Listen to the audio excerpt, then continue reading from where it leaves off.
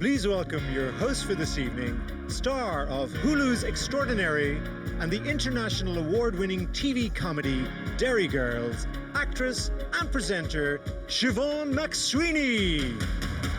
Hello! Hello! Oh my gosh, look at you all. Aren't you all beautiful? Wow, wasn't that extraordinary? Wasn't that absolutely extraordinary? I mean, the Gardner brothers. It was all right, though. I could do that. All Irish people can do that. I just choose not to. Yeah, in fact, if anything, my feet are actually quicker, but I didn't want them to feel a bit sad, you know?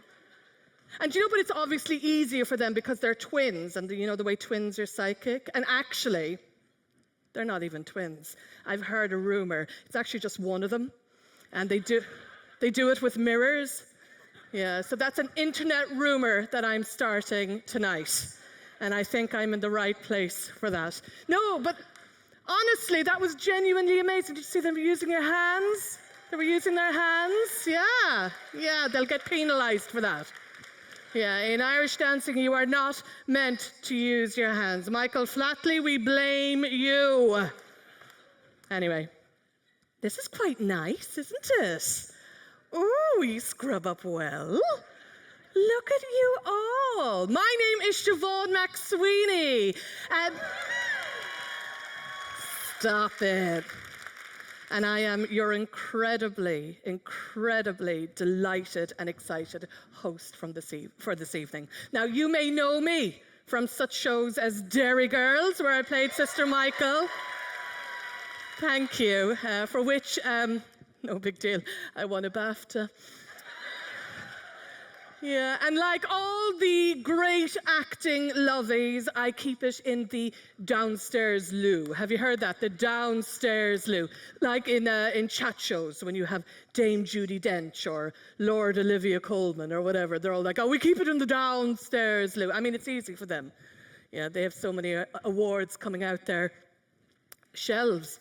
They have to put it in the bathroom. They have to put it in the cat's litter tray, they have to put it down the back of the sofa, and I'll tell you what, nothing hurts as much as when you're sitting down for a nice cup of Barry's tea and there's a BAFTA up your back. Anyway,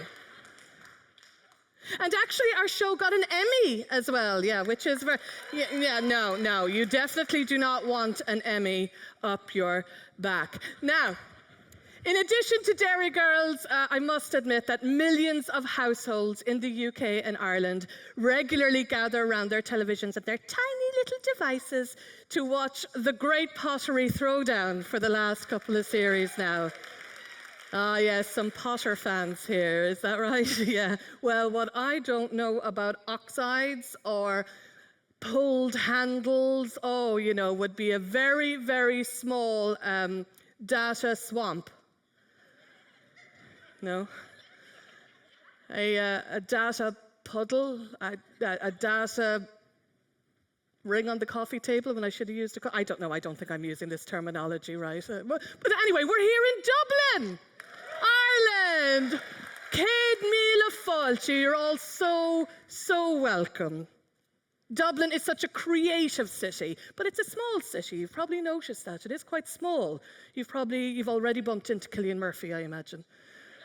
Or Andrew Scott, or Barry Keoghan. The funny thing about Ireland is that we only produce hot male celebrities. There's no one else. Absolutely no one else. But what people forget is that Ireland has the most vibrant tech sector, and Dublin is its beating heart. It's a city where we've always questioned the status quo, sometimes quite loudly. Which is why we've come here to celebrate the Rise25. 25 people who want to change the world and who are actually doing something about it. Amazing people. Wonderful people. And they're all brought brought together tonight by Mozilla. We're all here because of Mozilla, who for 25 years now have been working and advocating for more trustworthy AI. And obviously, come on guys, obviously, with my experience of playing a fictional nun in a war zone and making not-so-witty comments on the British arts and crafts scene. I obviously am the most logical choice to host an ethical tech show. Yes. So I answered the call.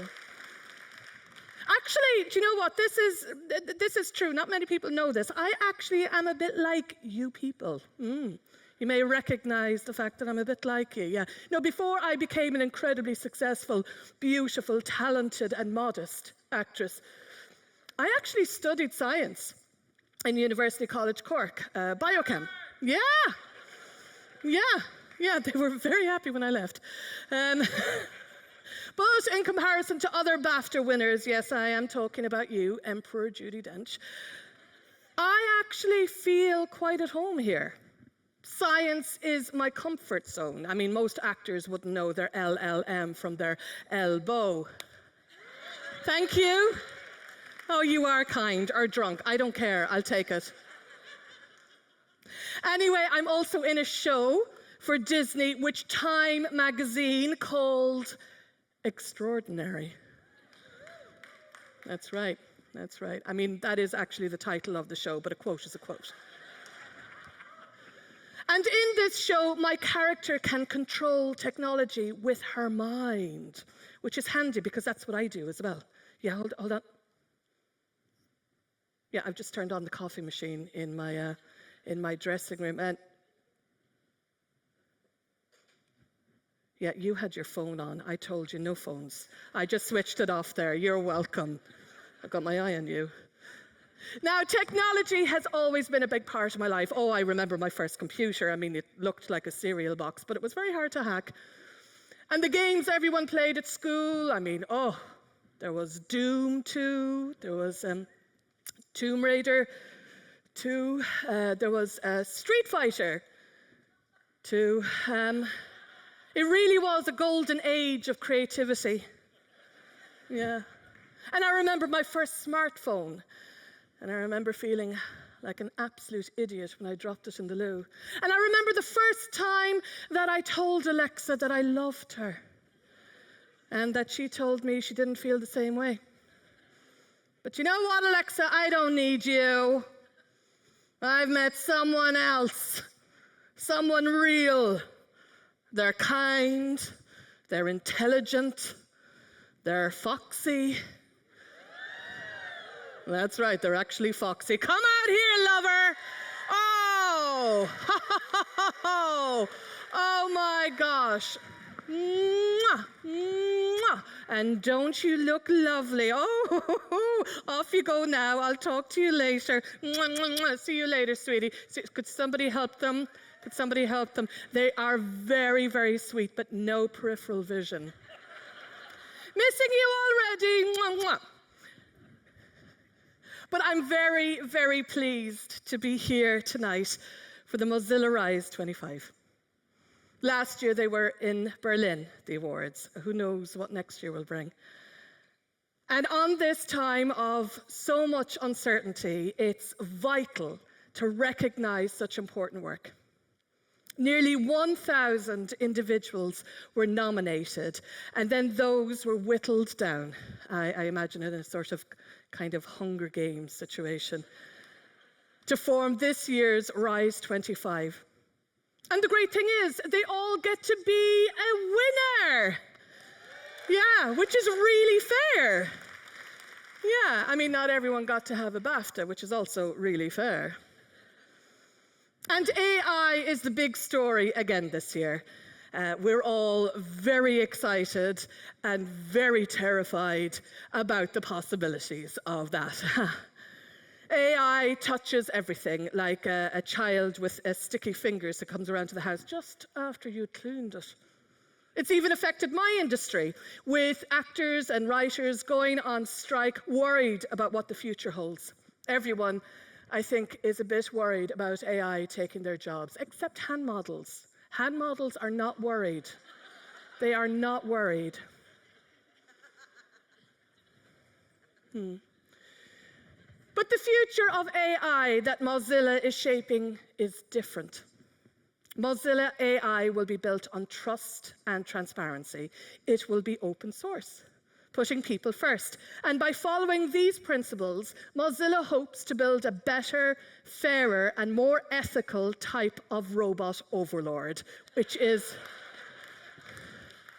what we all want, isn't it? That's just what we want. I just want a kind master. Seriously though, oh look, there are such amazing, clever people in this room. Oh, doing such amazing, clever work. Such clever people. Oh, the size of your brains, huh? Yeah. Imagine if we got all your brains and just started lining them up around and seeing who was the biggest. I've made it weird now, haven't I?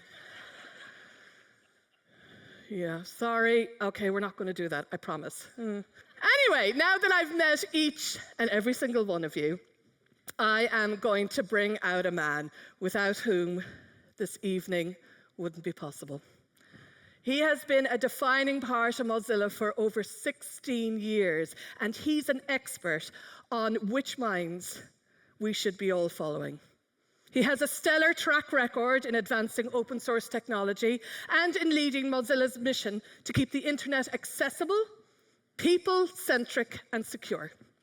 Please give a warm Dublin welcome for Mark Sermon. Come on out here, Mark. Look. Hi, Siobhan. Thank you so much for hosting us. I'm so I'll grateful. leave you to it. Okay. Doesn't he look handsome? Thank you. Rise25 honorees. I'm so excited. You know, we're here tonight because AI has already impacted every one of our lives. And I don't mean just those of us who work in tech. AI is a force. It's a force that shapes your life, your parents' lives, your kids' lives, because it's an ingredient in almost every piece of technology that we use. And I believe we're at a moment where we have a choice to push AI in a direction that benefits humanity, that serves the public interest, or to sit back and let it be shaped purely by profit. And the good news is, people want a different relationship with technology. When Scarlett Johansson pushed back on OpenAI for using a voice that sounded like hers, she was saying she wanted a different deal. When Tupac's fans called out Drake for using an AI to copy the late rapper's voice, that ended up on the floor of the US Senate.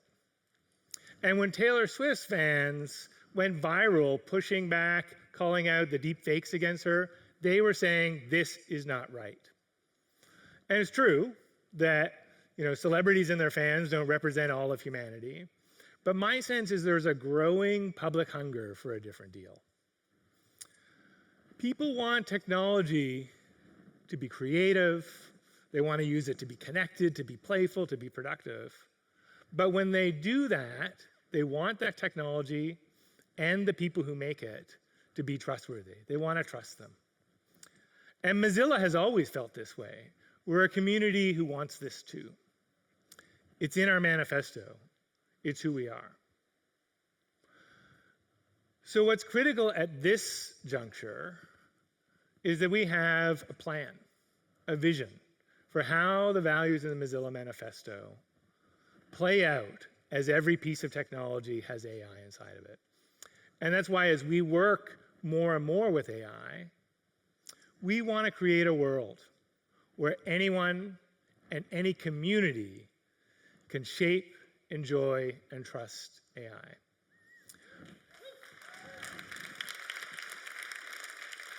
We need a simple sentence like this to connect us. We need a North Star to guide us as we build things, as we create businesses, as we write laws aimed at making AI trustworthy, open, and accessible to all. And last year on this stage, I talked about reclaiming the internet. Some folks talked about it this morning as well. And this is still the same thing I'm talking about tonight. Reclaiming our agency over how technology works in our lives. Reclaiming our work, our art, our friends. Reclaiming the idea that we should be in control of how all this goes. Which brings me to the 2023 and 2024 Rise25 honorees. Every single one of whom is asking the question, what do we want from AI? How do we use art, law, activism, business, technology to get what we want? To build a world where we can all shape AI in a way that works for us. And it's worth remembering that Mozilla as a community has always asked questions like this. This is a community that has always thought big. And it's a community that has won in the past. So Rise25 honorees, this year's, last year's, I want to invite you to be a part of this community. I kind of see you already as a part of this community, but I also, what's more important is we need you. We need you because the task ahead is really huge. It's really, really, really big. Just think about it. Creating a world where anyone and any community can shape, enjoy, and trust AI. That is a massive task.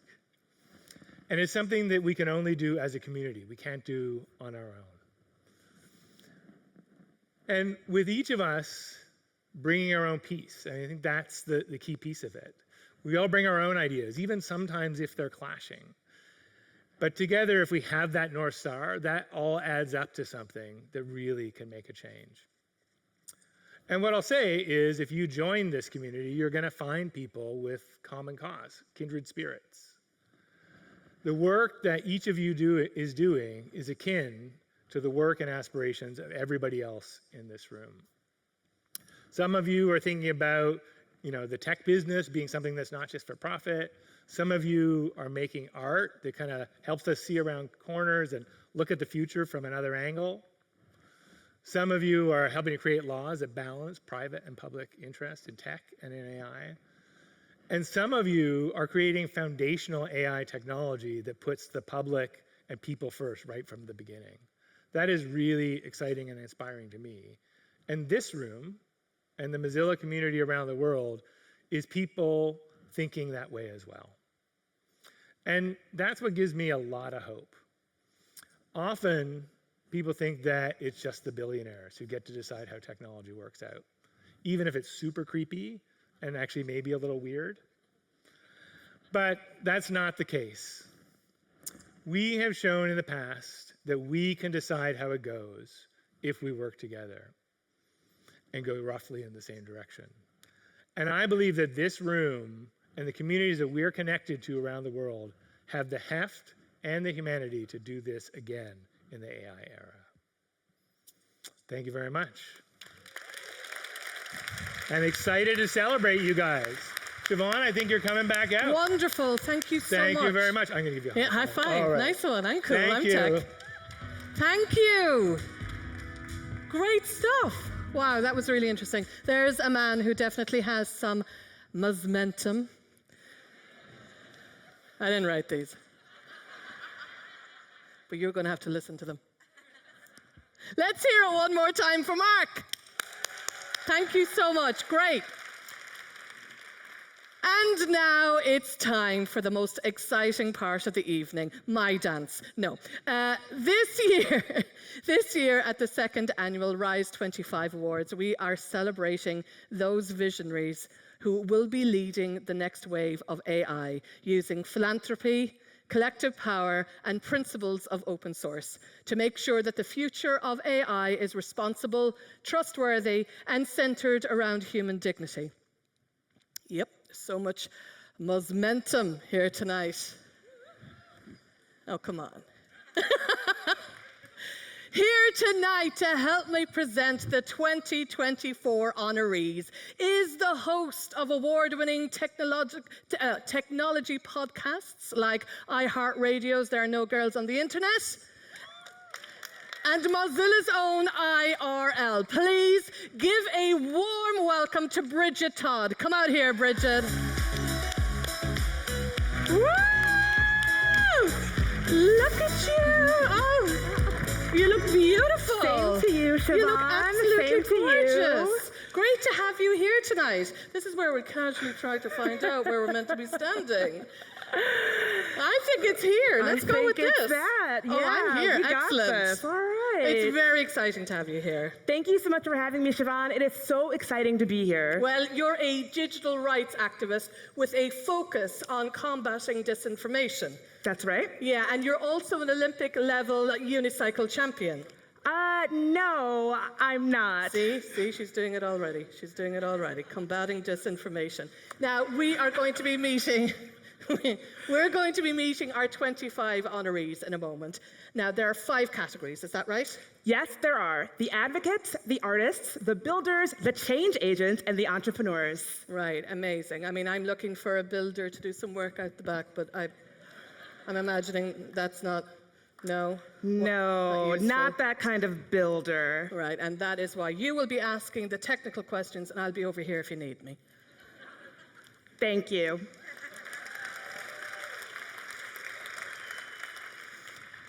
Our first category is the advocates, guiding AI towards a responsible future. These are the policymakers, activists, thinkers, ensuring AI is developed ethically, inclusively, and transparently. This category also includes those who are adept at translating complex AI concepts for the broader public, like myself, including journalists, content creators, and cultural commentators. They champion digital rights and accessible AI, striving to make AI a force for societal good. Thank you so much, Siobhan. Please join me in congratulating our Rise25 winners in the Advocate category. Arvind Naranyan, Audrey Tang, Deborah Raji, Irene Soliman, and Philip Figo.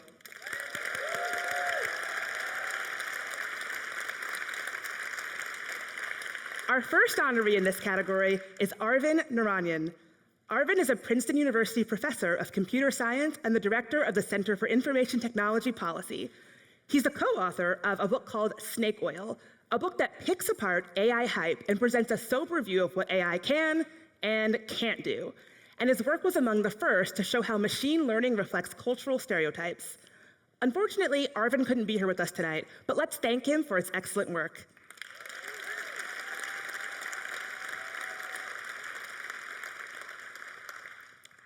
Our next honoree is Audrey Tang.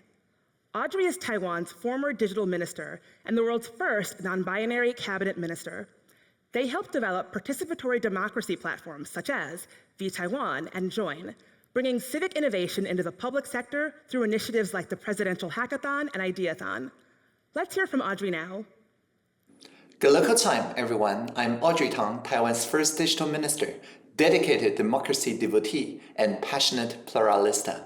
It is a real honor to be named a Rise25 advocate, alongside my fellow AI-focused policymakers, thinkers, and activists.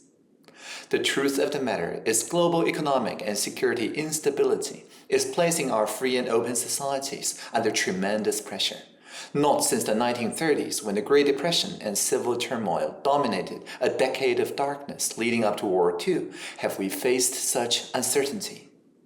Our collective challenge is to steer AI systems away from authoritarians and toward democratic alignment and governance.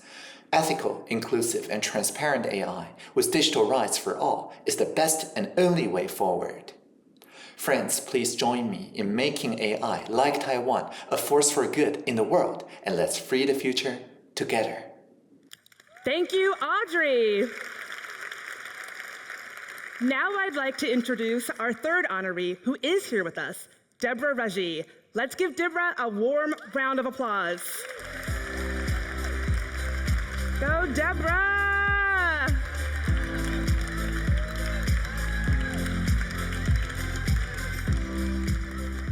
Deborah, thank you for being here. It's great to be here. Thank you. Deborah is a Mozilla Fellow and Computer Science PhD student at the University of California, Berkeley. She has worked closely with the Algorithmic Justice League initiative to highlight bias in AI products and with Google's ethical AI teams. Deborah was recently named Forbes 30 Under 30, MIT Tech Review 35 Under 35 Innovators, and Time 100 Most Influential People in AI. Congratulations, Deborah. We are so honored and pumped to have you here. We'd love to hear from you. Yeah, so the work that I work on is really looking at auditing and evaluating deployed AI systems. So in the same way that we, trust a car to brake when we step on the pedal, or we trust the seat to hold our weight when we sit down, these are all the byproduct of engineering requirements and standards that establish these artifacts to work the way that we expect them to. And the question that I started asking a couple years ago was, do we have the same faith in AI systems and the AI systems that shape our everyday lives? And so far the answer is not really, no.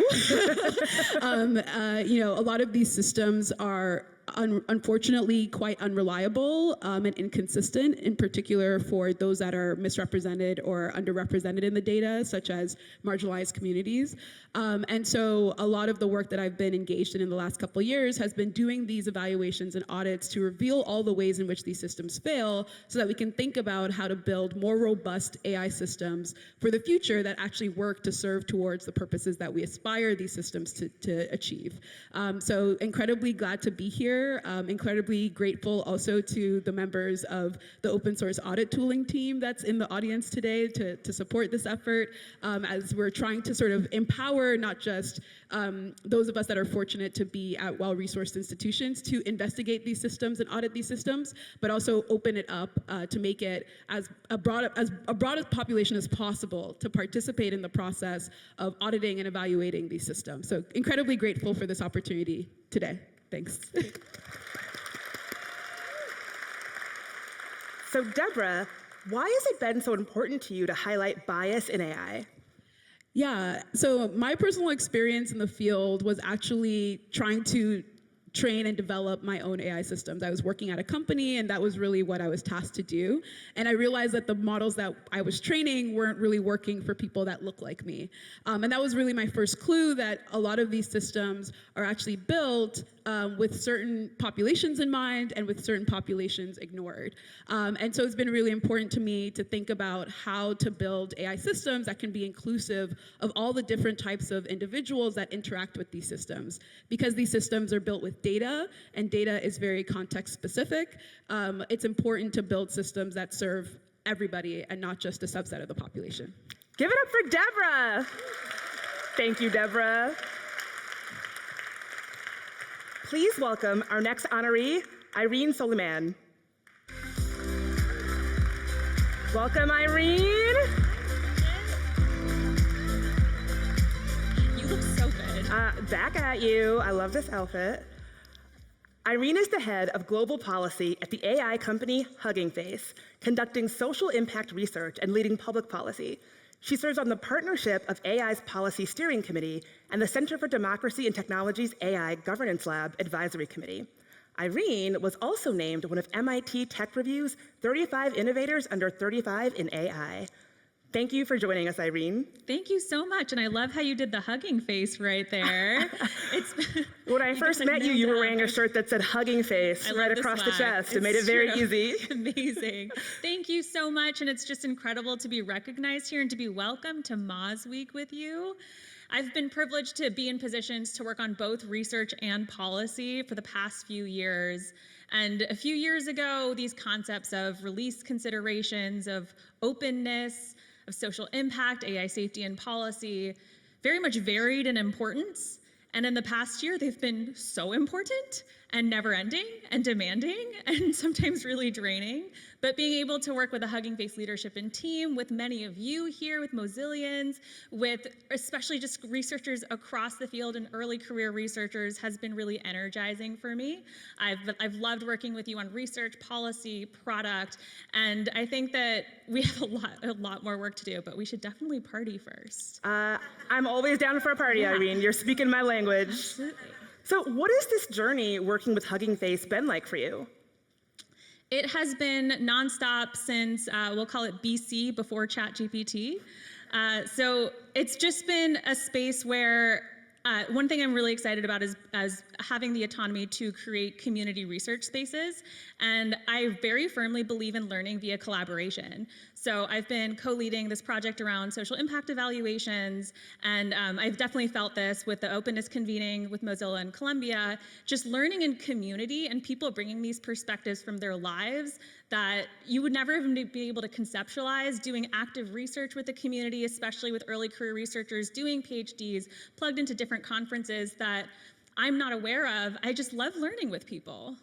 Let's give it up for a love of learning. Yeah, thank you so much. Give it up for Irene. Our final honoree in the advocate category is Philip Figo. Let's give it up for Philip.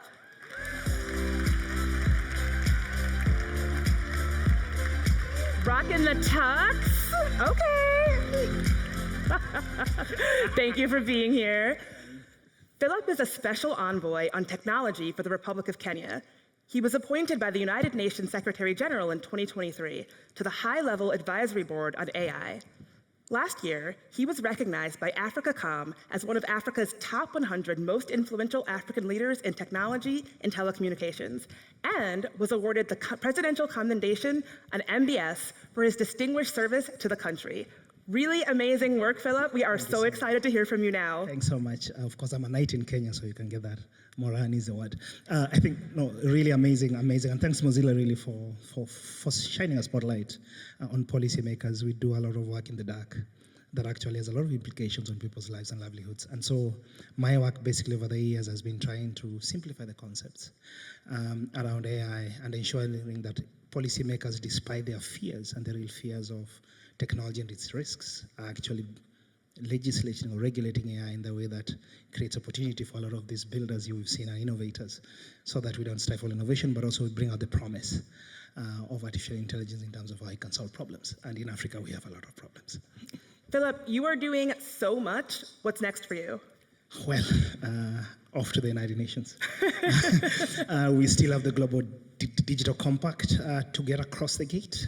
In September, I have a lot of things to do in the country, but I think for me, one is for sure, I think is about access and excellence. The big issue I'm struggling right now is around compute, data, talent, to ensure that that's accessible for everybody, because AI is concentrated amongst a few countries and a few companies. The second part, of course, is the excellence bit, to ensure that AI, and to Mark's words, really delivers for public good despite its risks. Give it up for Philip and all of our honorees in this category.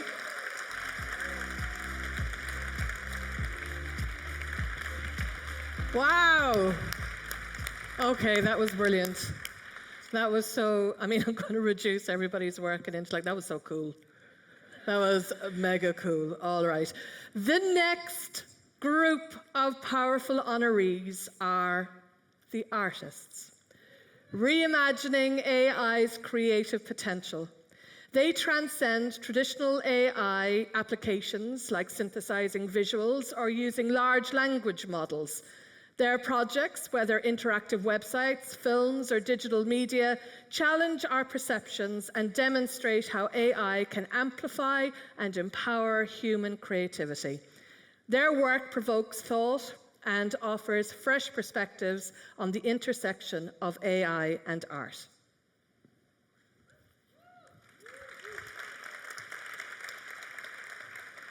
Please join me in congratulating the 2024 artist honorees: Holly Herndon, Linda Donio Ribez, Manuel Sensali, Sinead Bovell, and Stephanie Dinkins.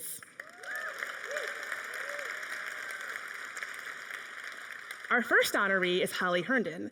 Now, unfortunately, Holly could not be here with us this evening, but she is being celebrated tonight for her accomplishments as an artist renowned for her pioneering work in machine learning and music. Holly holds a doctorate in computer music from Stanford, and she and Matthew Dryhurst were awarded the 2022 Ars Electronica Prize for Digital Art and co-founded Spawning, building an AI data governance layer. Thank you for your amazing work, Holly.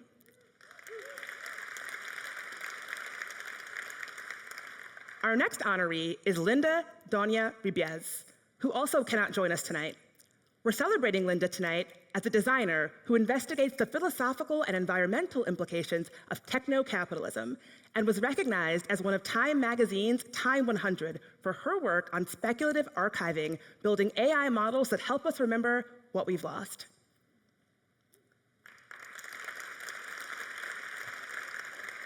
On to our third honoree in this category. Please welcome Manuel Sensali. Are we gonna do the high five? Yes. Hello, hello. Thank you for being here, Manuel. Manuel is a TED speaker, an XR instructor at McGill University and UMass Boston. He's a designer, artist, and educator who champions the responsible use and understanding of artificial intelligence. From speaking at worldwide tech conferences to producing events at Meta and OpenAI, Manuel amplifies the conversation around emerging technologies and cultural preservation through powerful keynotes and curated events. Take it away, Manuel. Thank you so much, Brigitte. I'm really honored to be here by the team at Mozilla. Thank you so much for this honor. I didn't know I was actually submitted, so whoever voted for me, thank you. But I also want to take this moment to thank everybody that is behind the scenes working really hard, the people behind the Rise25. I've had the chance to meet the honorees from last year, the people from this year. The group is fantastic, great curation. And it's important to also, take a second to also acknowledge all the people that maybe didn't make the cut, but still are doing an important work. From my side, I come from a teeny island called Guadeloupe in the Caribbean, which is French. Not a lot of people know about it. We speak Creole, but that's where stems my passion for representation, culture, and trying to make basically art and technology a way to preserve our culture, but also propagate it in a new way around the world. And I'm really excited to be here with you all.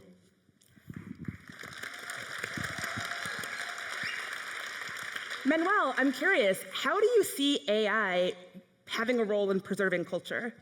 Yeah, so it's a very tough question because at the same time that we are actually preserving it, we might be doing it in a way that is super biased because the large amount of data that AI is able to capitalize and learn from sometimes doesn't, come from the right places. And a lot of things that I do in my projects and with my co-director Will Selvis, that was supposed to be here today, unfortunately couldn't come. We recently launched Protopica. This is a community that stems from the idea of merging technology, art, and culture with the idea of pushing forward stories from places that don't have a chance to usually be on those stages. For example, we released the Sora short with OpenAI recently, and we work with all these companies in a way that allow us both to represent what we do, but give a chance for other people also to be represented. So yeah, that's how I see we can make a change. Give it up for Manuel. Thank you very much. Thanks for being here. I am so excited to welcome our next honoree in this category, Sinead Bovell.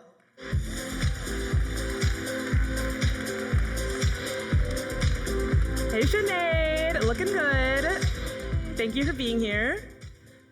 Thank you so much for having me.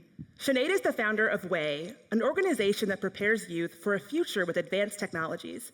To date, she has educated over 300,000 young entrepreneurs on the future of technology. Whoa, give it up for that.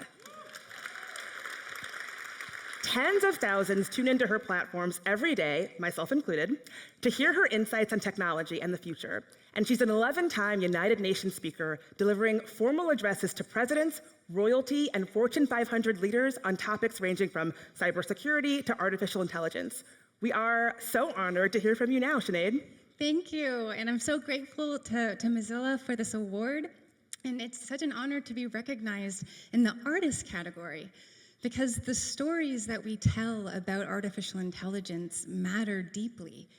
And it's easy to feel trapped in a binary narrative right now about artificial intelligence, with the dangers and the risks on the one side, and then the benefits and all of these possibilities on the other. But the truth is, these stories aren't separate. They're intertwined. The famous technologist Jaron Lanier once said, "To be a true optimist, you also have to have the courage to be a fierce critic, because it's the critic who believes things can be better, and who dares to challenge and to push things forward, and who believes in the power of progress. So we have to continue to tell the stories of a future where we get AI right and where it transforms humanity for the better. But we also have to tell the stories of how we got there and the challenging decisions that we made in the present in the face of great uncertainty and all of these global challenges and pressures, where we chose safety and where we chose to confront the risks and where we chose to keep humanity at the center of technological advancements. Sinead, I'm so inspired by your words. I see Manuel over there nodding in approval as well. So I was so inspired reading about your work with Way. What does that work look like? Yeah, so we are deeply committed to making emerging technologies a language that everybody speaks. Because the more you understand technology, the more you can advocate for its evolution.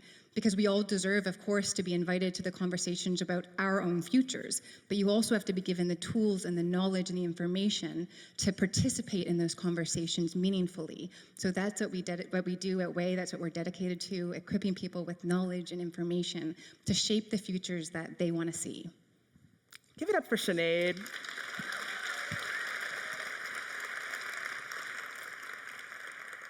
The final honoree in this category is Stephanie Dinkins. Stephanie is a professor at Stony Brook University and a transmedia artist who creates experiences that spark dialogue about all the important things: race, gender, aging, and our future history. The New York Times featured Stephanie in its pages as an AI influencer. Wired, Art in America, the BBC, Wilson Quarterly, and a host of popular podcasts have recently highlighted Stephanie's art and ideas. Now, unfortunately, Stephanie can't be here in person, but she has shared a video with us, so let's watch it together. Hi everyone, I'm Stephanie Dinkins, coming to you from sunny Barbuda. I'm truly honored to receive the Rise25 award. This recognition means the world to me, especially coming from an organization that is deeply committed to open access, equity, and the equitable use of technology. The Rise25 award acknowledges the hard work and dedication, not just of myself, but of the incredible collaborators and communities that surround me. Together, we work to create more generous, caring, and just technological futures. This award will help us continue to advocate for full participation of the global majority in the development of and opportunities afforded by emerging technologies reforming our world. And I have to thank Mozilla Foundation for believing in creativity, the leadership role artists can take in pushing the boundaries of what is possible in tech and society, and for Mozilla's continued dedication to a more equitable digital world. Hopefully this is just the beginning. I look forward to seeing what all the other Rise awardees will continue to achieve with your support, and I thank you so much for this award. I can safely say this is just the beginning. One last round of applause for all of our artists.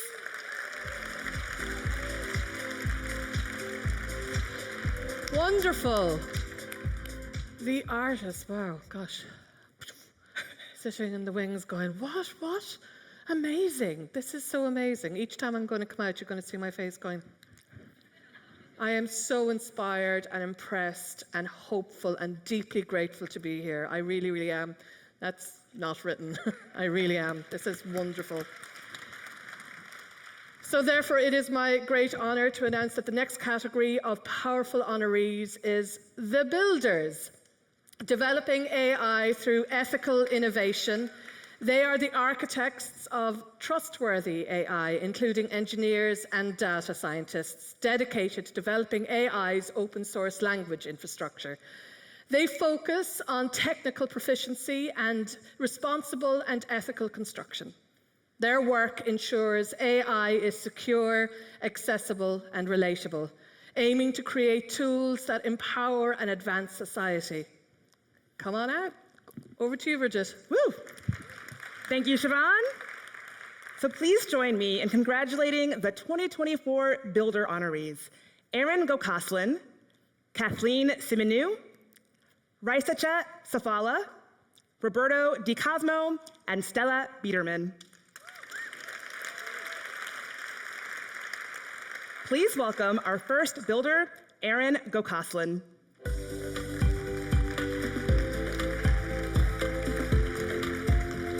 Welcome, Erin. Thank you for being here. Erin is a prominent AI researcher and board member of ENCODE Justice and Fidutam.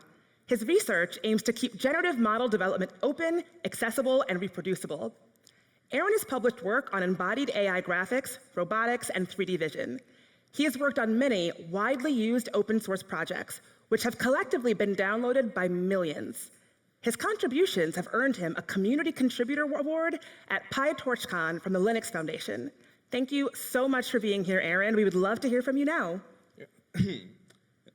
First of all, thank you all for coming, and thank you, Mozilla, for honoring me with this really amazing opportunity and award. It is so great to see open source have its time to shine in our AI era. When I first started working on what would later be popularized as large language models 5-10 years ago, and Gen AI before that people, they didn't work well, to be frank. They generated incoherent text, they made droopy images, and really people saw it as a novelty. But at the same time, technology was open, we were able to build on it as a community and make it so much better. And for that reason, as suddenly the technology actually started working. And once it started working, people stopped doing that quite as much. And as the technology works better, we should keep it more open so it can work even better instead of just be a profit-making machine. And for that reason, I just want to thank all of you guys in the audience here who also do amazing work behind the scenes to keep infrastructure running. It's not just the flashy language models, it's not just the great data sets, it's all technology across the entire stack, from the kernel level all the way up to the fancy and flashy UI applications that really make this technology possible. And it's for those reasons that we should actually open source the entire stack and not just the training, not just the models. And obviously there's a lot of opportunities for private enterprise and great technology, but at the same time, we need to make sure that it doesn't become over-exclusionary, because Gen AI is useful not just for consumers, not just for entertainment, but for research, for industry, for making the world a better place. It's going to help scientists, it's going to help artists, and who knows, it might even help cure cancer. And for all those reasons, we need to make sure that AI in this new era remains open, accessible, and available to all.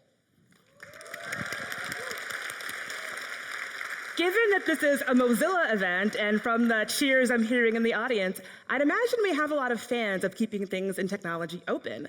How do we keep AI development open? Do you have any advice you would give? Yes.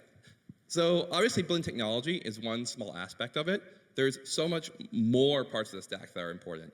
Things like, how do we ethically and fairly collect data from users? How do we make sure that people who donate that data can actually have that data be hosted and used by scientists and researchers and not just by private companies? And how can we have policy and legislation that doesn't stunt open source and AI development out of concerns of out of valid concerns? For those reasons, even if you don't have a technical background, even if you don't know that much about AI, if you want to get involved, there are tons and tons of opportunities here to do so. And if my talk interests you, I encourage you to go ahead and search for them. Amazing. Give it up for Erin.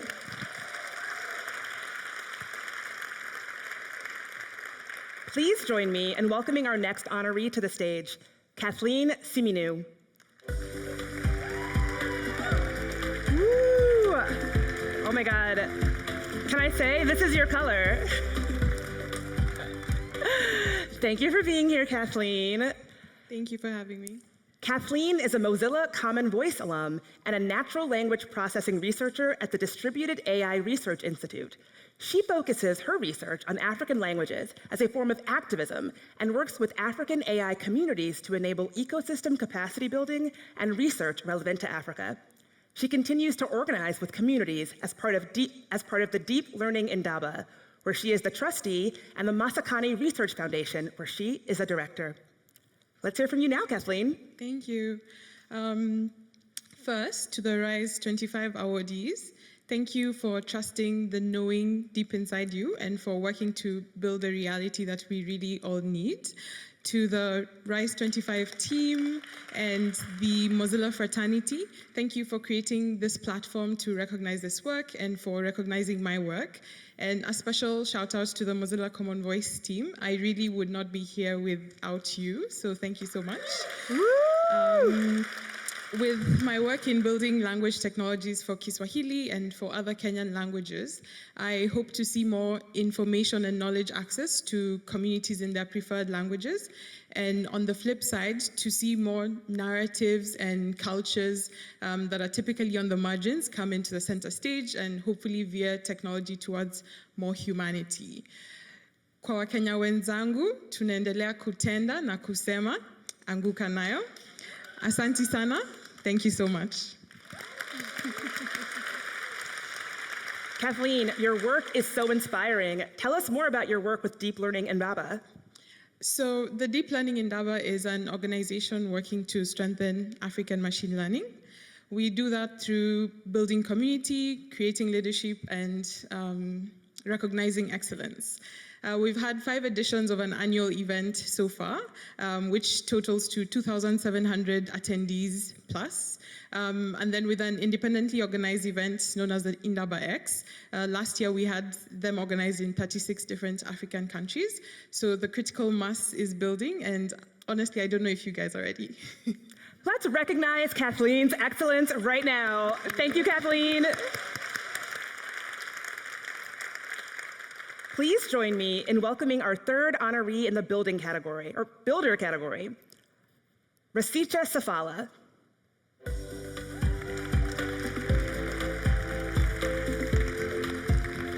Rasicha, welcome. Rasicha is an AI research fellow at the Distributed AI Research Institute, whose research focuses on working with communities to create representative ground truth data sets. She uses machine learning and other computational social science techniques to study the effects of spatial apartheid in post-apartheid South Africa. She's also the co-founder of ACVSS, an annual computer vision summer school that aims to unite African students with leading experts, teaching them fundamental principles, ethical considerations, and cutting-edge techniques. Now, let's hear from you, Rasicha. Well, thank you so much for the recognition. A lot of our communities, especially those in the Global South, are coming out of an era of colonization. So now we're promised a new government that's meant to serve us, but we don't really have a voice, really, when we have to think about when that government is not actually serving us. We think at the Distributed AI Research Institute, we're thinking about how we can actually use technologies such as AI to help us analyze, collect data together with our communities, and to relabel things that our new governments are labeling that are maybe incorrect or misrepresenting us as a people, or not allowing us to actually be able to advocate or ask for the resources that we're supposed to be getting. So using technologies such as AI, we are empowering our communities so that we can have evidence to take to our policymakers and give them a voice, and give ourselves a voice, so we can actually get these resources that we really need in our communities. I know that's right. So your work referenced this idea of spatial apartheid. What is that, and how can it be overcome? So some of these challenges that I speak about are reversing legacies of spatial segregation policies. I'm from South Africa, so we had apartheid in South Africa, and some of the laws and policies that they have, that this government has put in the country at the time was spatial apartheid policies, and these were policies that were meant to segregate people by race and place them in particular neighborhoods. And this way they were able to control how much budget they allocate to each race. So the Black people in South Africa got the least amount allocated to them, while white people or European groups got the most amount. So these amounts were actually used to then develop hospitals and schools and other resources that are meant for these communities. This was during apartheid, and this is what the special apartheid, these are the special apartheid policies that I speak about. But today, it's no longer apartheid, we don't have that government anymore, but we still see that our government is not improving services in these neighborhoods. So that's what we are trying to study and see if we can actually empower our communities with evidence to go and advocate for themselves in these democratic countries that we live in. Such important work. Another round of applause for Rise25 and all of our honorees.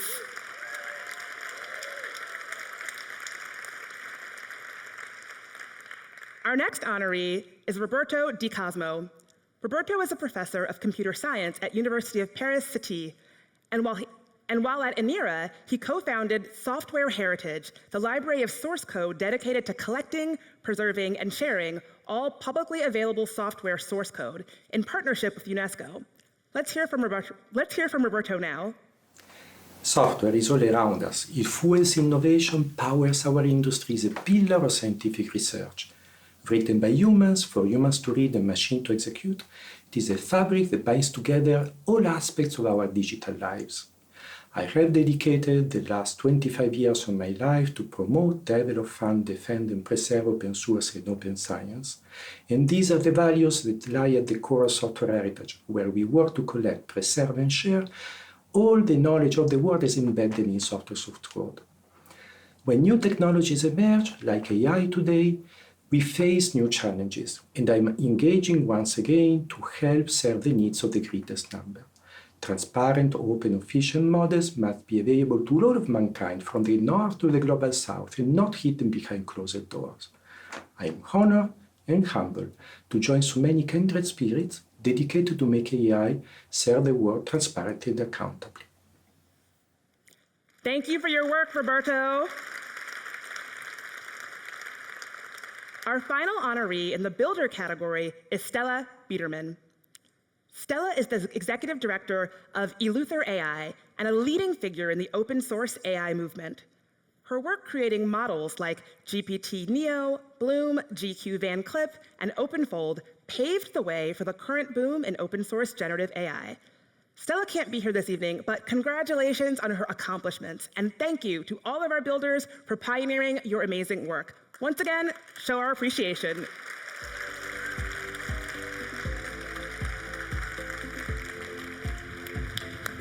Wonderful, my God.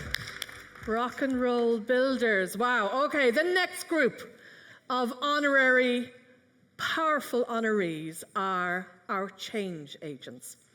Cultivating inclusive AI, they are challengers that lead the way in diversifying AI, bringing varied community voices into tech. They focus on inclusivity in AI development, ensuring technology services and ensuring technology serves and represents everyone, especially those historically excluded from the tech narrative. They are community leaders, corporate leaders, activists, and outside-the-box thinkers, finding way to amplify the impacts of AI for marginalized communities. Their work fosters an AI environment of equality and empowerment. Thank you, Siobhan. Let's congratulate our 2024 Change Agent honorees, Angela Lungati, Shansu Janja, Desmond Patton, Divya Siddharth, and Elaine Unsoisi.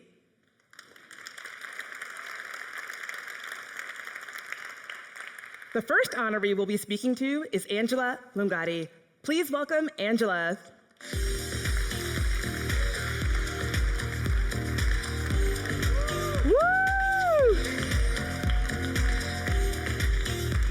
Thank you for being here, Angela. Thank you for having me.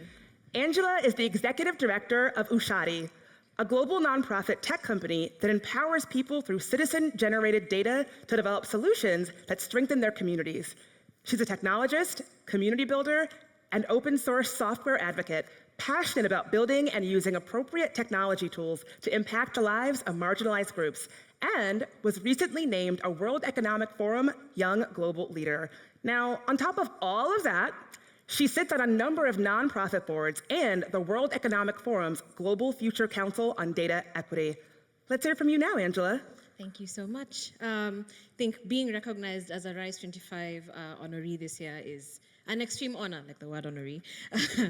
Much like everyone else, I think getting that email was a pleasant surprise.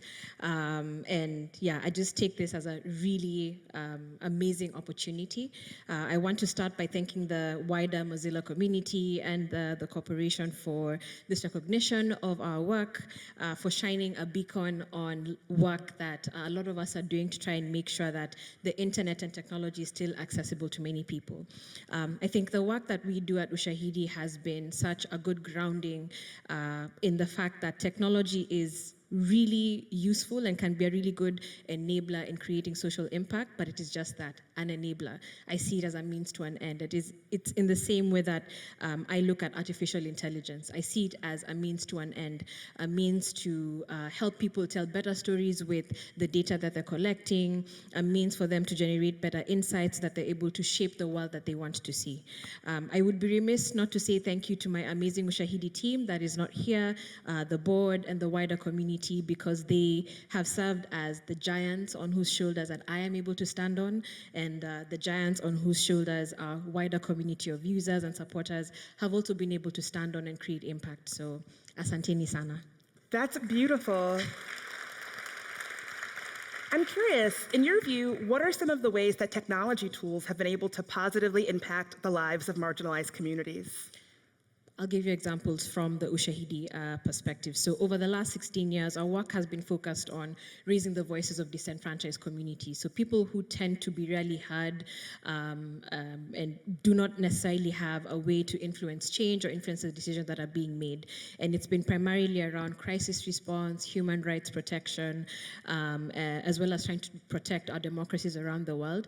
And most recently as well, trying to tap into people's lived experiences around how the climate crisis is affecting them, and using their lived experiences to shape the policies we're developing, but also how we are going to respond to the crisis. So there's tons of examples of people who've been taking our open source software, deploying it without us knowing about it, and using it to collect tons of data and using that to advocate for change. And that's extremely powerful. And I think that artificial intelligence also gives us the same playing field. I know we're living in a world now where it seems to have a seemingly binary conversation around it being all the risks that we expose ourselves to, and it exposes vulnerable groups to. But I think it also does provide a unique opportunity. We just need to shed light more on those use cases. Thank you for your important work, Angela. Thank you. Give it up for Angela.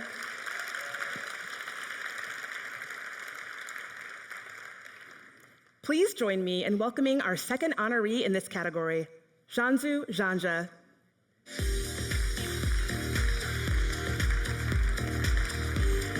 Got a great strut out onto the stage. Hi, Bridget. Thank you for being here. Janzu is the founder and director of the AI Ethics Lab. She's the director of responsible AI practice at the Institute for Experimental AI and a research associate professor in philosophy at Northeastern University. With her team of computer scientists and philosophers, she provides hands-on research-based consulting in integrating ethics into AI innovation and implementing responsible AI strategy for organizations. In addition to consulting to Fortune 500 companies, she also works with developing guidelines for law enforcement, investors, and companies for responsible AI innovation. We are so excited to hear from you tonight, Janzu. Thank you, Bridget. It's a great honor to be here. It's great to share the stage with these amazing people. I take this award as a philosopher, and I want to assume that the recognition comes also as the understanding of the value of philosophy and the value of ethics in innovation.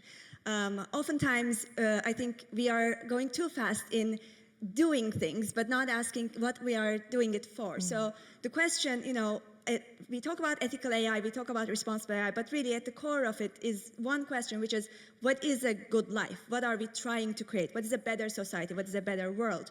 And even though it sounds like a lofty question, it has everyday implications for those of us who are also developing these technologies. So when you want to say, well, is this model fair?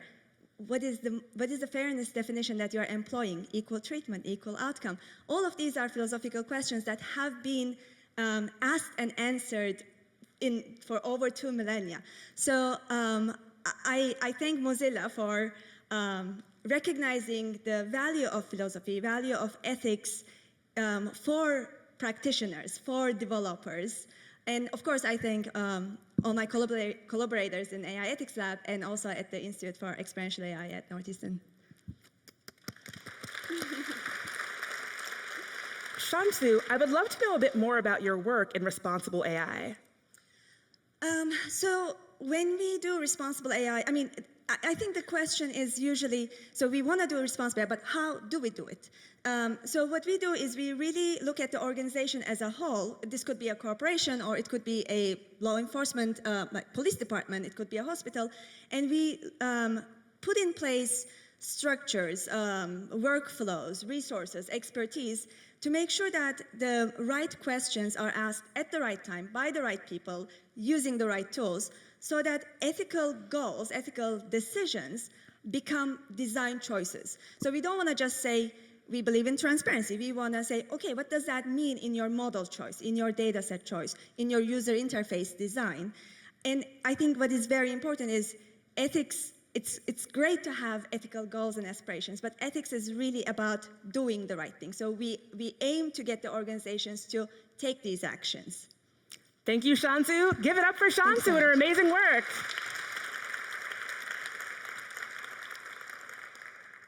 The next honoree in the Change Agent category is Desmond Patton. Desmond is the Chief Strategy Officer at Penn School of Social Policy and Practice, whose frameworks for designing ethical AI ensure well-being for diverse communities and organizational cultures.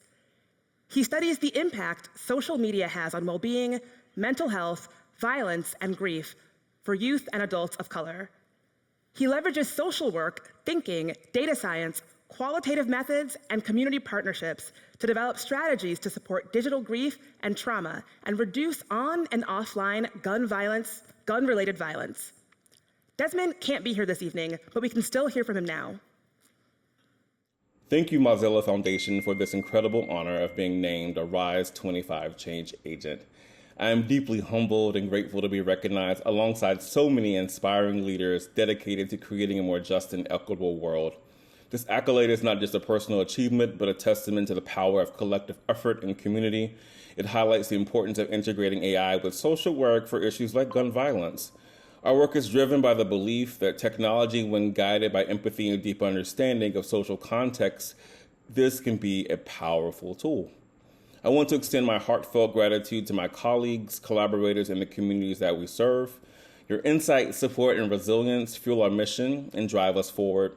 This recognition affirms our shared commitment to leveraging technology for greater good, ensuring it reflects and respects the lives and experiences of those who are impacted. As we continue this journey, let us remain steadfast in our dedication to innovation, justice, and humanity. Together, we can build a future where technology not only advances, but uplifts us all. Thank you again for this honor, and let us continue to make meaningful change in the world. Thank you for your great work, Desmond. Our next Change Agent honoree is Divya Siddharth. Divya is the co-founder and executive director of the Collective Intelligence Project, an experimental research organization which is developing and applying new governance models for artificial intelligence. She believes that transformative technologies will only advance the public good if we creatively involve the public, and that collective intelligence is a powerful tool for making AI better. To that end, Collective Intelligence has worked with partners such as the Taiwanese Digital Ministry, the UK AI Safety Institute, OpenAI, and many, many more. Now, unfortunately, Divya cannot be here tonight, but we're grateful for her incredible work.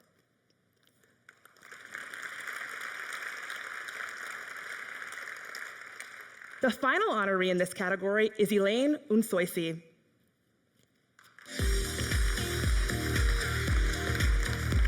Welcome, Elaine. Thank you for being here. Thank you for having me. Elaine is an associate professor at Boston University School of Public Health. There, she led the Racial Data Tracker Project, which aimed to collect, analyze, and publicly disseminate available racial data that points to the structural nature of racism. She's also the founder of RAIFI, an initiative that aims to increase representation of Africans in scientific research publications. Now, on top of all of this, she's also the organizing committee of Data Science Africa, an organization working to build data science capacity in Africa. Elaine, we're so excited to have you here. We would love to hear from you now. Thank you so much. I would like to thank the committee that selected the honorees for this year for including me. It's been so inspiring to spend the last few days with other honorees and just learn about your work. I also would like to thank whoever nominated me for this award, because I wouldn't be here otherwise. And I'd like to thank my mom for introducing me to public health and for being here with me.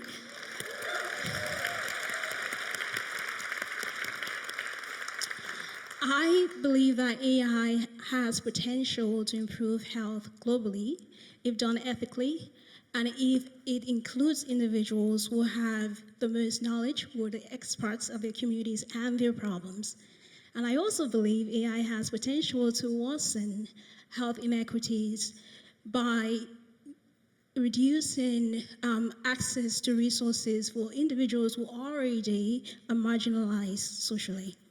So my work focuses on thinking about solutions that can increase access to public health.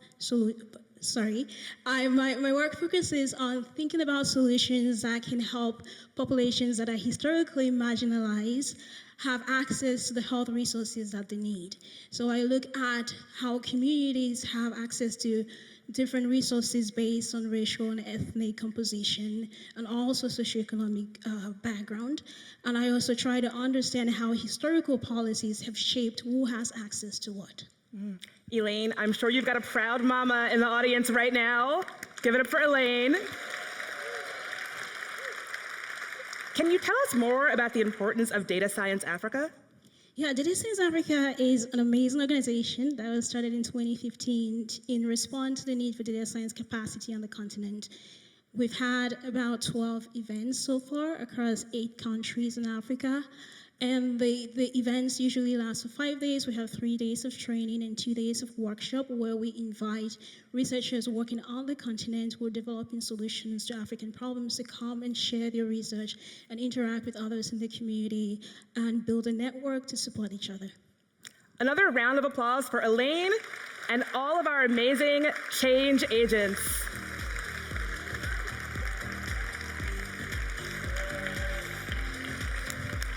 Wonderful.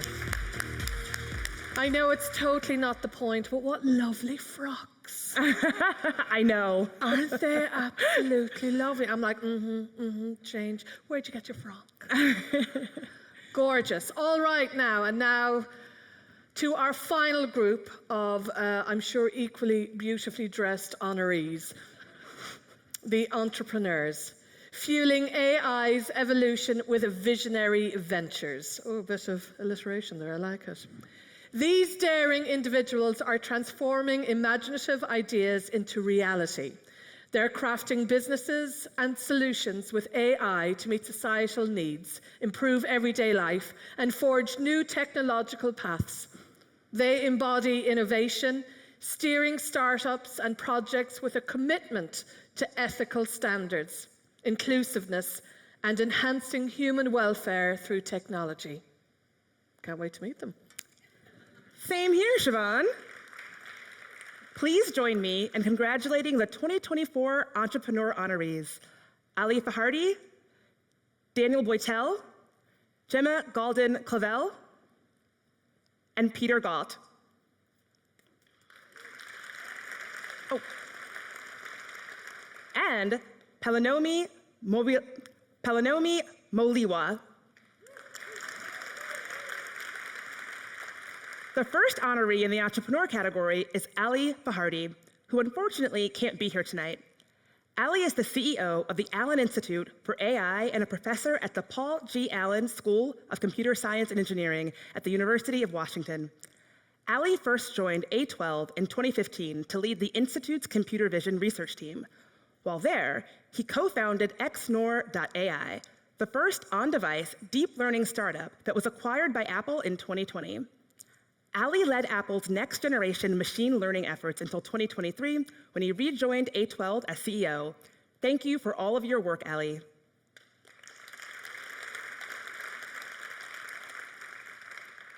The second honoree we're going to meet tonight in this category is Daniel Boitel. Please welcome Daniel. Hi, Daniel. Daniel is one of the creators of Flower, an open source framework for training AI on distributed data using federated learning. Flower is one of the leading federated AI ecosystems with a large and growing community and users at many Fortune 500 companies and most top universities worldwide. Now, let's hear from you, Daniel. Thank you, and thank you, Mozilla, for this honor. I want to start by saying it's great how welcoming Moz Week is also to us non-Mozillians. It's really a great event. At Flower, we always believe that the future of AI should be open and collaborative. Technologies like decentralized AI and federated AI are not just different flavors of AI. They're really the key to building the next generation of AI systems. They enable us and they empower users and organizations to collaborate with one another while still retaining full control over their data. An analogy that I like to make is a couple of years ago in the 80s and 90s, regular computing transitioned from a few isolated mainframe computers to the connected internet. And I think the same thing is going to happen for AI, where we currently see a few big silos that will eventually transition into a collaborative network. And I want to say that this award is a testament to the great work that my co-founders, the incredible team we have at Flower Labs, and the amazing Flower community are doing. So thank you, Mozilla, for this honor, and thank you for pushing open source AI forward. So Daniel, I understand the Flower community is really growing. Are there any kinds of specific users that you hope get more involved? Well, all of them actually. The Flower community is incredibly open and welcoming. And we see some users, they're really just starting out and learning the basics. Other users are absolute pros and they help those users who are earlier in their journey. We see both academic researchers, but also organizations who are deploying this. And I think one of the things that resonated with me from the keynote this morning, I think one of the messages was that now is the time to take inspiration and turn it into action. And I want to invite everyone to join the Flower community and let's build better AI together. Let's go from inspiration to action. Thank you, Daniel. Please join me in welcoming our next honoree in this category, Dr. Gemma Galden-Clavel.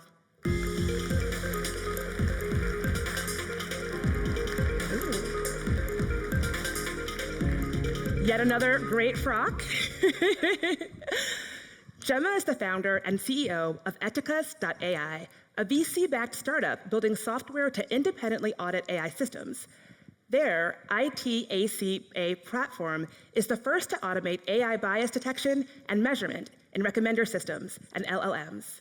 Her impactful work for disrupting the status quo earned her recognition as Hispanic Star Awardee at the United Nations in 2023, an Ashoka Fellow in 2020, and in 2023, the BBC acknowledged her as one of the people changing the world. That's not all. Last year, she earned an Einstein visa and established Ethicus.ai in the US. Please take it away, Gemma.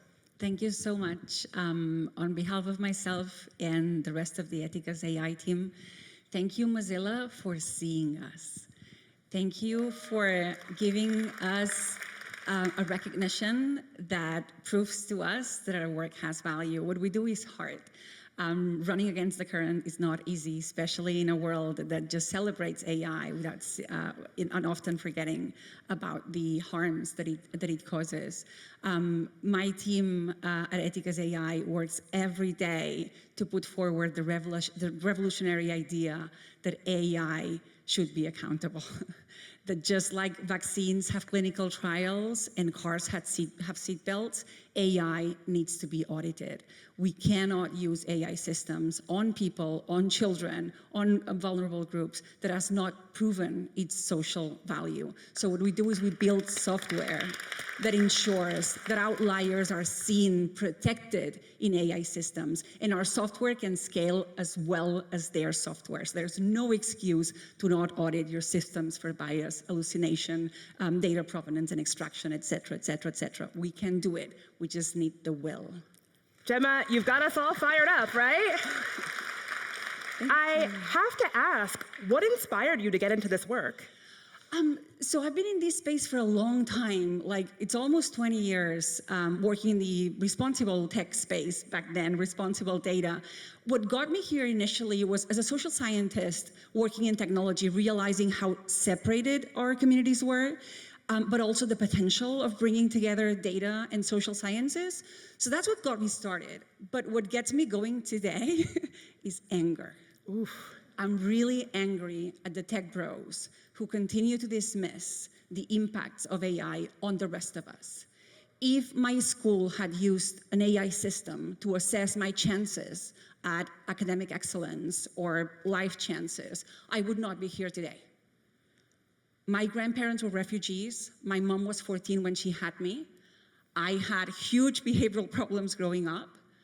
If you had inserted all that data in an AI system and asked it, should this girl go to school?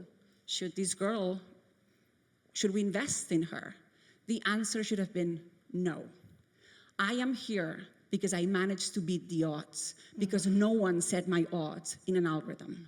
I want to build a world where kids like me, everyone who is not like the normal people like everyone else, we all have a chance to beat the odds. And I fear that without auditing, we will not get there. So thank you again so much for seeing us, supporting us, and recognizing our work. Hell yeah! Give it up for Gemma.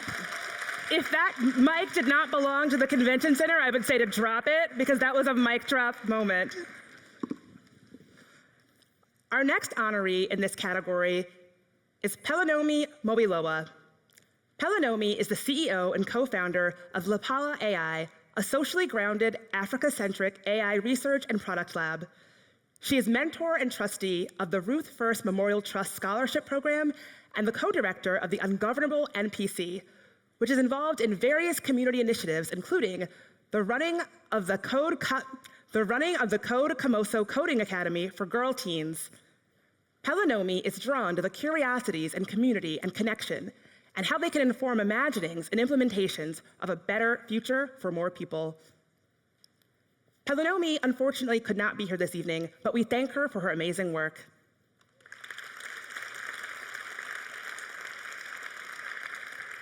And last, but certainly not least, our final honoree in this category this evening is Peter Galt. Please welcome Peter to the stage. Woo! Yes! Yeah. Peter, always bringing the energy. Yeah. We love it. Yeah. Peter is the founder and executive director of the education nonprofit Quill.org, an AI-powered open source literacy tool which helps 3rd to 12th grade students become stronger writers and critical thinkers. Quill has now impacted 9 million students across the world and is explicitly committed to building responsible AI designed for students attending low-income schools. Now, let's hear directly from you, Peter. Well, can we give it up for Bridget first? She's been doing an amazing job. This has been great. You're too kind. Congratulations. You're too kind. Awesome. I'm really grateful to be here tonight. With Quill, we help millions of kids become stronger writers, and that with the pandemic, literacy scores are the lowest they've been in more than 20 years in the United States. This is an urgent, critical problem, and that AI can play a really big role in helping kids become stronger readers, writers, critical thinkers.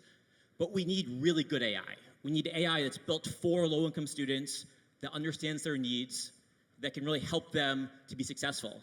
And we're seeing some really good AI coming out of the education world, and we're seeing some not so good AI as well being pushed by certain for-profit organizations. And so I want to reiterate what Mark said, which is that we need better questions. We need to start asking, where did your data come from? How did you train it? Who is looking at your data, and how are you evaluating good or bad AI? We're in the very early innings of AI today. I'm really excited to be able to build ethical AI, to work with others doing this work, and to be able to learn from folks in this organization. It's been really incredible. So thank you so much for creating this space for Quill and to be part of this community. Thanks for taking us to school, Peter. So I myself am a former educator, so I have to ask, why education? Why is this a space you want to show up in? So the core of Quill is being a strong writer. And writing is really a superpower, that when you can articulate your own ideas, when you can advocate for yourself, that's powerful. And so with Quill, we want all young people to become strong writers, and that we see with AI that there's a huge potential to help millions of kids. Thanks so much, all. Thanks, Peter. And a big round of applause for all of our honorees in the entrepreneur category for their groundbreaking work. Please show them some love.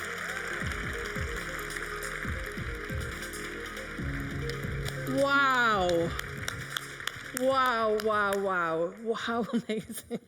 Oh, wow. Okay, and that brings us to the end of this absolutely amazing night. We have met 25 astonishing people, all of them doing such unique and important work to change our assumptions about AI and to transform the internet. And we have welcomed them all into the Mozilla family. Let's hear it again for all the 2024 Rise25 honorees.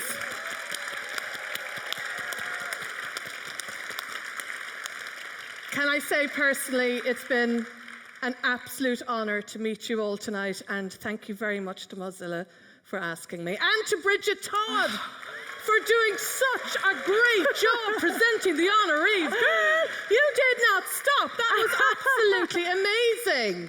Thank you so much, Siobhan, and thanks to all of you. I want to hear a round of applause for our honorees, all of the honorees, but also our honorees from last year. I see you all, your beautiful faces. Give it up for them. Thanks so much for having me reclaim the internet. Brilliant. Thank you, Bridget. Thank you. And we must, of course, say thank you to all of you in the audience for coming here and for all the work that you do every day for Mozilla. Thank you. And thank you to Mark Sermon, without whom none of this would have been possible. Thank you to the Gartner brothers for their wonderful entertainment. And after my comments, they've challenged me to a dance-off. So if anybody's off to O'Connell Street later on, that's where we'll be, where you will see some breakdancing beauty. Which brings us to the end. Now, honorees from 2024 and 2023, would you please mind staying behind so we can get a few photographs of you and tell me where you got the frocks, okay? Now, everyone else, go away. Thank you so much. Well done and good night. Lots of love. Off you go. Enjoy the night. Dublin awaits you.